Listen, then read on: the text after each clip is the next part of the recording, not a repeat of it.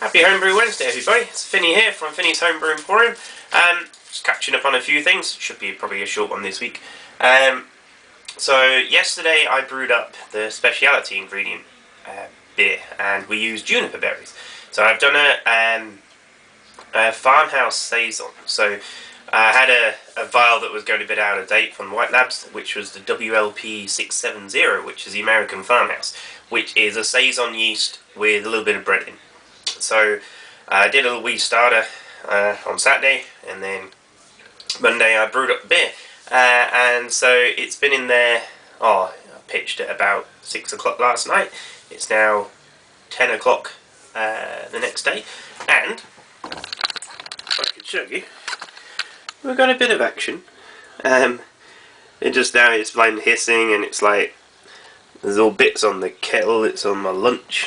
It's like on there. It's on the hot plant. Check out my hot plant already. Oh, going across. Ta-da! So yeah. Alright. Hissing away again now. It's pretty active, so I've got to sort it out and probably get another airlock on there that's, you know, not completely covered in crap. So that went well. So my first day at 4 Abs went well. Here's a quick video of me at the keg station. It was a bit of a video so I remembered how to use it, but then you get to see, you know, how a keg station, cleaning station works and looks. So you go off that, and we'll come back in a minute and talk some more. So this is the keg station. You can see we're emptying, well, we're rinsing out kegs. So this is a bit for me as well, so I remember for next week. So we put the keg on, then bleed it out through that channel, whilst adding some water in on this side, and then bleeding again. Then we close that, open the one that's next to it, so that allows this solution, which is like a acidic type solution, to go in through the coupling, and at the same time open this valve. Sorry, that one lets it come out, this one lets it come in. So we do that until it drops, you know, to about 2/3. Then we close this one off to stop letting stuff come in, and then help it out with a bit of purge of the CO2. That's what we're doing at the moment, just help get it out, and turn off the pump at the same time. So hopefully I remember all that when it comes to next week. I've still got quite a few to go. Alright, so you know, hopefully I can remember that when I go again tomorrow, because I've got a feeling I'm going to be keg washing again, which is cool. It's quite nice just being out and about, you know, moving around all day in my gumboots, my steel 2-cap gumboots. So yeah, it's good fun. There's they've got 2 new fermenters coming too, so an increased capacity, which will be a good thing. We can crank out even more beers. So what else new? So I've managed to hit 100 subscribers, which is great. Thanks to everyone who's subscribed. So I said I would do a little competition. I don't have them on me, but I've got 2 of the wallets that I made out of the sack, the grain sack material. So I've also got a couple of Yakima Valley stubby coolers. So just comment below, say hi, and just tell me which brewery I've started working for. Easy as. I've probably already mentioned it in this video. So good luck, and then I'll post out, because they're all pretty light, so they can go international, so everyone can be part of it, which should be fun. If I get up to 250, you know, then we might do a bit more fun stuff. So what else is going on? I kegged my red session IPA on about a week ago now, and it's tasting pretty good, but it just needs a bit more hop aroma. So last night I dry hopped the keg with about another 60 grams of Cascade. So hopefully that, you know, gives it a bit more punch on the nose, because we've got a competition on Friday night with our local brew club. So hopefully it goes all right in that. It's fermented well. It seems to be. There's no esters or not much going on.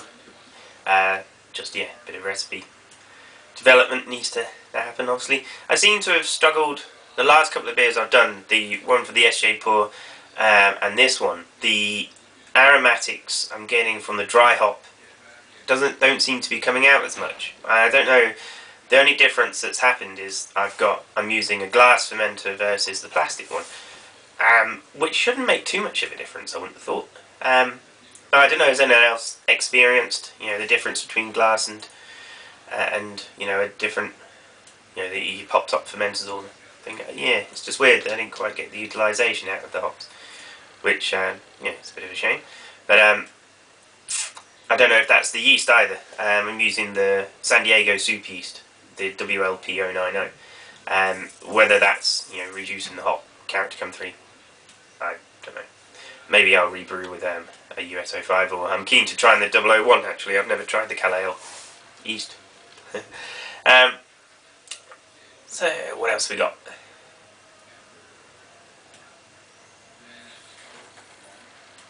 There's even yeast on the hop plant.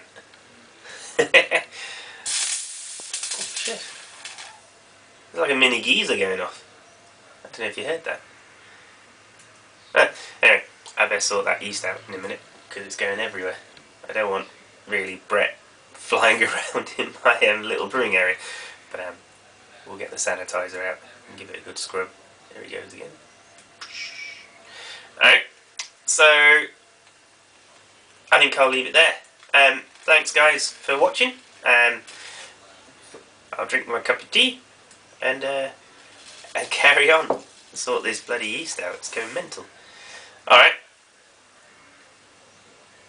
Catch you soon.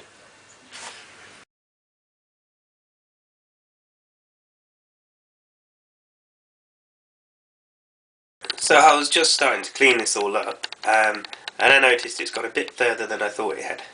So,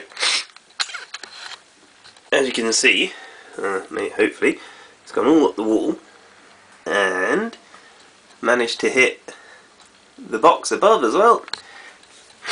And it's like, it's on the leaves of that. It's completely covered like the back of this leaf.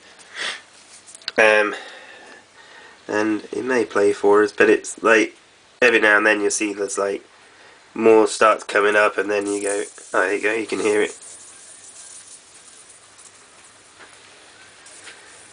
fizzing away. So I'm going to have to put a blow off tube on this. I'm going to nip off to my attendance, just literally. Oh, there we go. I was just jumping up all over the place as the fire's out the top. So I'm going to go and get some tubing to fit on this and put a blow off on it for the next day or so, because it's just going to keep doing this. Rather active fermentation, which is good. So it's got healthy yeast. Rightio. Bye bye again. Alright, so I've just taken everything out to clean it. I thought I'd give you a view of what's going on in the middle. You can see there's massive chunks of yeast flying around all over the place. And I set my my tube up, and you can see it's just going boop boop boop, and yeast sort of bubbles making its way down the top. When I took the bung off, it actually just started pouring out the top. So there you go, there's a new one for me, a blow off tube in the shop. So hopefully that contains everything. This thing's going mad. Right here.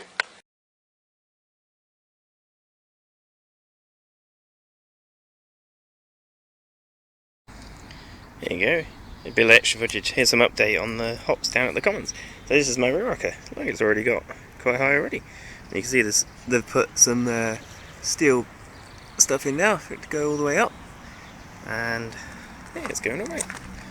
All the ones, I think a couple have lost their ends, but the two at the front here are going gangbusters. This is Douglas's Cascade, I think. It's already quite high. They're looking good on a great Canterbury day.